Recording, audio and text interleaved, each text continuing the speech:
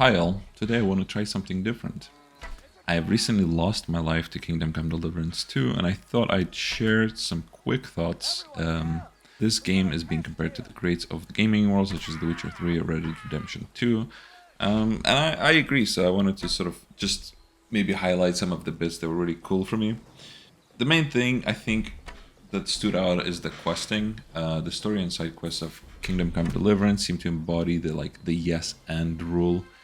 And are some of the best in gaming.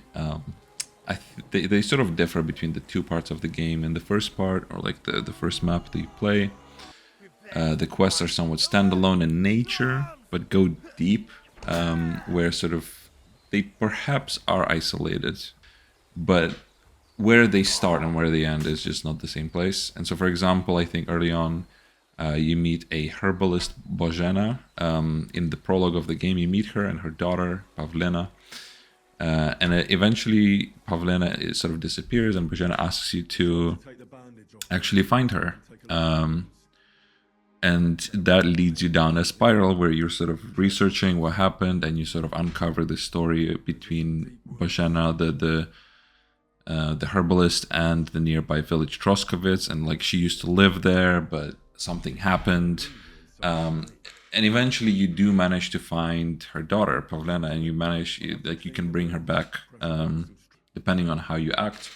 But the quest doesn't quite stop there, because when you are looking for her, you sort of learn what's at the core of the situation, what the conflict is, and the quest actually then allows you to go a little bit further and try and solve the root of the conflict itself. Which can lead to like another set of outcomes.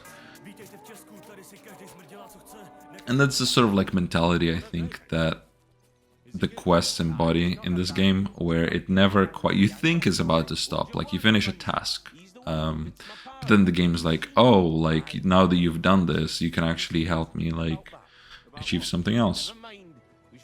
But yeah, and then in part 2, it feels like part 1, the first map where you do this, was sort of like training wheels for the players as a tutorial. Part 2 is where they kind of like doubled down on this idea of extended quests, but every single quest almost feels like it's somehow woven into a narrative surrounding the game's central plot, that is the sort of the conflict between King Sigismund's allies and King Wenceslas's allies in Bohemia. Where like you will have quests working with miners who will oppose King Sigismund, obviously, and then you'll have some like town quests to do with like different businesses and schools, and that sort of have an effect themselves on like the standing of, it's almost like you're farming rep in the background in like the code, but everything seems very interconnected, and there are definitely story points in the main campaign where you see sort of the fruits of your labor, or at least the game is very good at making you feel the time that you've put in, and it makes you feel as if the outcomes that you've created are real. And I think it's really not that often that a game can make you feel that way. It feels like the developers really wanted to like say, you've done the quest, like, which is like amazing. It should be like a great experience to do it. But not only that, but now when you do the main story, we'll make it seem real, as if you didn't just like go and do like non-impactful shit for like 20 hours. But also the thing that surprised me was how lighthearted the game is for the most part, like just how much of a good time it is. It feels like the developers really just had like an all-out fun. There's like dozens of different references. What is it? Let me solo her from Darks. There's like a bunch of Dark Souls references. There you are, you ungrateful son of a bitch. When it comes to dialogue, there's just so much humor, and so much levity in things. Well, I didn't understand a single word, but I'll take it to heart. One of the things that was interesting to sort of experience also is there's a bit of a dichotomy to the game. where it's two games at once, and like one is centered on Henry of Skalitz, the main sort of character, and the other one is more of like an open world medieval sandbox, not unlike sort of Skyrim, you know.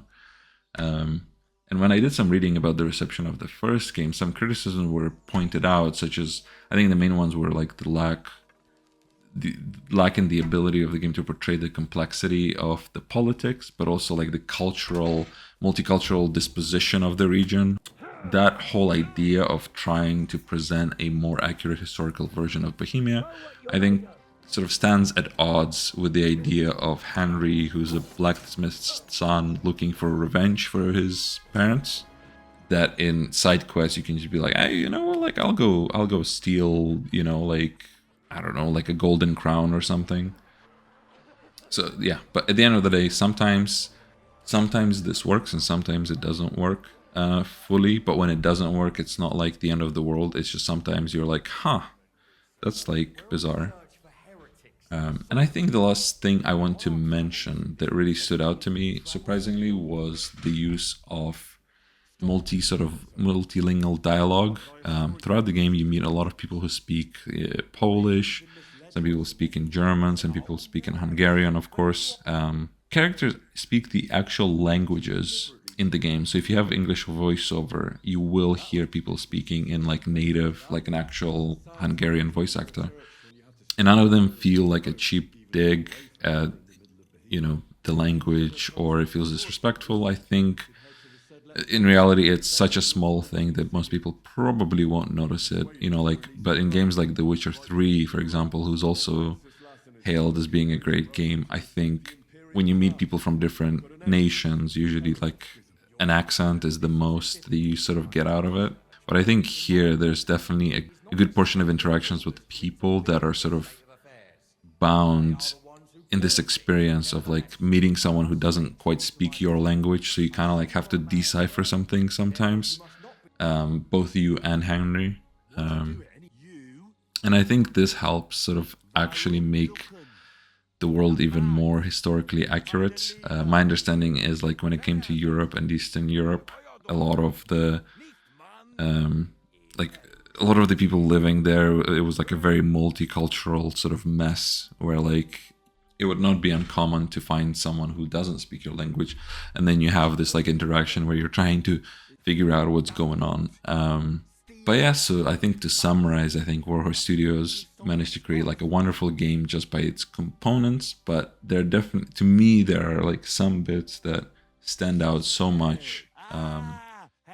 And I think anyone who's into RPG games or wants to immerse themselves in a gaming world should definitely look at KCD2 as one of those games. Bugger me. This is starting to sound fucking good. Lascia in pace, io sono un uomo di chiesa, capite? Non ho fatto nulla.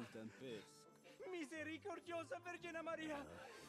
Cosa vi Maria? Rubato un gambe! Aiuto!